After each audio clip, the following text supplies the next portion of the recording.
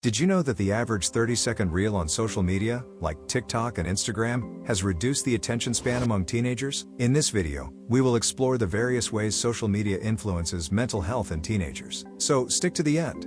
You know how the old saying goes, too much of anything can be bad, right? Teenagers and social media is a hot topic these days. Are they compatible? Or does spending too much time online decrease the happiness of our young ones? The question, why is social media bad, has been the center of some pretty heated debates. The effects of social media on teenagers aren't a black and white issue. It's actually quite complex, and research doesn't always provide a clear-cut answer. Some studies demonstrate one thing, while others show the complete opposite. This subject is as multi-layered as an onion, and peeling back each layer can sometimes leave you in tears. For example, according to a survey, out of the 1,500 surveyed teenagers, nearly 50% of them count on social media as a critical communication tool. They find it invaluable for several reasons. It's their go-to avenue for getting sound advice, enjoying a sense of community, unleashing their creativity, and of course, for the good old catch-up with friends and relatives.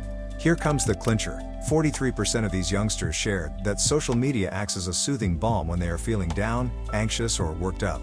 And there's more awe-inspiring data. For our LGBTQ teens, social media stands as a powerful ally. Just over half of them, 52% to be exact, affirm that they find comfort in social media during emotionally tough times. On the other hand, teens who spend more than 3 hours per day navigating through these digital landscapes face a twofold risk of experiencing disorders like depression and anxiety. The potential harm to one's emotional stability from prolonged exposure is a cause for concern. Talk about cyberbullying? Unfortunately, it has become an all-too-common issue within social media. Imagine you're casually scrolling through posts when, all of a sudden, you come across content that's harmful and downright disheartening. Over time, this type of exposure becomes a normal part of the online experience, which is a dangerous precedent. Exposure to these types of harmful behaviors not only affects mental health, but also creates the risk of these behaviors being imitated and accepted in the online community. Experts believe that the overuse of social media is like eating a whole bag of candy in one sitting. Initially, it's fun, but then it starts to affect you. Almost every teen of today can't imagine their world without their digital buddy, their social media account. It's their gateway to connect with their pals, swap life moments, and showcase their unique selves to the cosmos. But look under the hood, and you'll see a concerning truth. Without knowing it,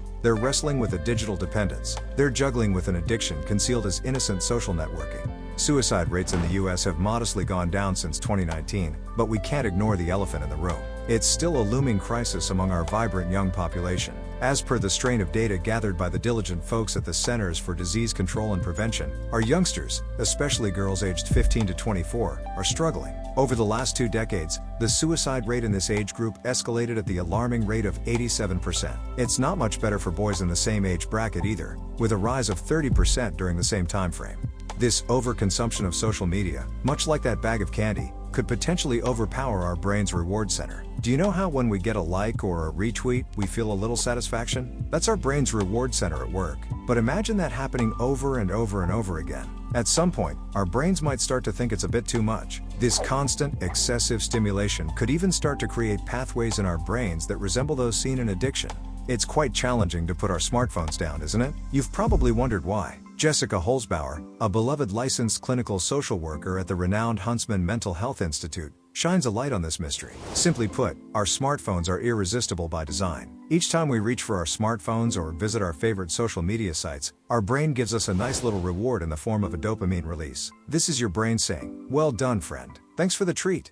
Using social apps cleverly tricks your brain into believing you're giving yourself a pat on the back every time you grab your phone. It's a clever little illusion. And it's not just about overstimulation. Heavy social media use comes with other downsides too. It's a bit like staying up all night watching a television series. It's fun at the time, but the next day, not so much. A similar pattern emerges with excessive social media use. It's been linked to sleep disruptions. You know the feeling when you've been scrolling through your feed late into the night, only to realize it's way past your bedtime? That's what's happening here. Not only that, but it can also lead to attention issues. It's like how we struggle to concentrate when juggling too many things at once. In the same way, constant social media use can make it difficult for us to focus on other tasks. Overusing social media can seriously throw off the important practices of getting enough sleep and staying physically active. Believe it or not, the blue light emitted from your screens has the power to mess with your natural production of melatonin, otherwise known as your sleep hormone, making it difficult for you to fall asleep. This can lead you down the road of chronic sleep deprivation if not addressed. Teenagers are particularly susceptible to a serious lack of sleep, which has been linked to a number of negative outcomes that affect both cognitive and emotional functions. Here are some of the effects that you might experience. A lack of focus in school or work environments, decreased memory function, increased irritability and stress levels. If not kept in check, these issues can spiral out of control, paving the way for more serious health issues such as depression and anxiety. It's crucial to think about how technology geared towards health can assist in mitigating these risks. Too little sleep can play nasty tricks on your cognitive and emotional health, affecting how you see and value yourself. It turns out there's a solid link between the world of hashtags, emojis, constant status updates, and feelings of depression in our youth. Youngsters showing moderate to quite serious depressive symptoms are almost twice as prone to admit their frequent flyers on social media platforms. About a third of these teens with depression confess to being on social media around the clock, compared to only 18% of their peers who aren't experiencing depressive symptoms. That's not all. There's a distressing trend we can't ignore. The more our resilient young people are plagued with depressive symptoms, the more they feel anxious, isolated, and blue after scrolling through social media feeds. A separate study even added more fuel to the fire, finding that our teens glued to social media for more than 3 hours a day have a heightened risk of self-harm. So we've got some real food for thought here, something we all need to consider as we navigate this digital landscape with our children. Remember everyone, it's not about banning the use of these platforms, but about maintaining a healthy balance and opening the lines of communication about their effects.